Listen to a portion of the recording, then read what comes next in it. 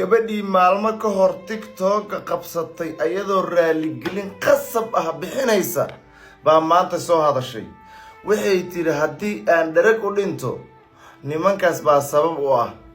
Sidoo kale waxay tiri markaan raaligelinta bixinayay hareerahayga ciidan booliis ah taagnaay qoryaana leegu haayay adkaatay oo fogaatay oo dheeraatay bal marka hore ila daawada ka caawa dharag hadaan u dhimano qoladaas waxna gaarsiisay raaligelin waxaan bixiyay qasab ah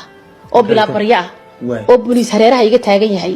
oo aanan waxaan ku waxa ikhtiyaar on leeyahay ayna jirin laba sano lagu xukumayaa hadii kale raaligelin bixi bay taagnay aniga qudhidayda dibsada way dhibaysay waxa ay xaaskaygu dareemayso la dareen baan ahaa laakiin takaliyaatay waxa soo culaysaan anigu xaaskaygii aan ku dirqiyeen uu saaray inay raaligelin video ay duubto waxay ahayd maadaama qof macaan leh oo xanuunsanay ay tahay inaana jeelka dib ugu noqon oo ay xuriyadeeda hesho inta waxa ka dambeysay oo kale nootaayo sharci ah ayaa laga qoray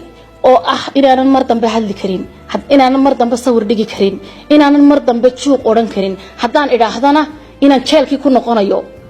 oo ama lafaha yagaaba cabsi ku jirtaba imaka waxaan ku fikirayaaba imaka magaalada in carruurteeda ka rarto iskaga guuro oo gurigeena xaraasho daawadayaal waxaan joogaa mid kamid ah guryaha ku yaala magaalada Hargeysa waa caasimada Soomaaliland aniga waxaan kamid ahay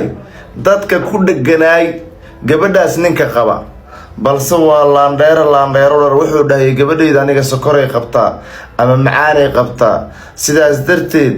baa waxaan isdhahay yeesan wax ka soo gaarine bal raaligelin ha iska bixiso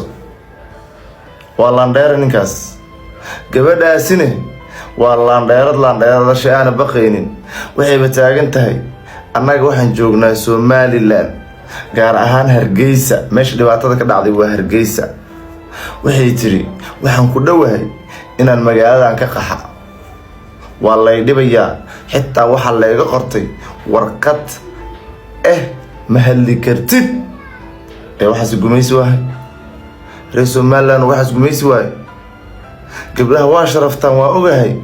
dumarku waa xushmaysan waa ogahay reer Somaliland arinka gabadhaani hadaadan ogeyn oo hore aan u maqal hal garab istaago ninkaas tiiri lahaana gabadhan halaga qabto waa hadii cadaalad ka jirto Somaliland wassalaamu alaykum warahmatullahi wabarakatuh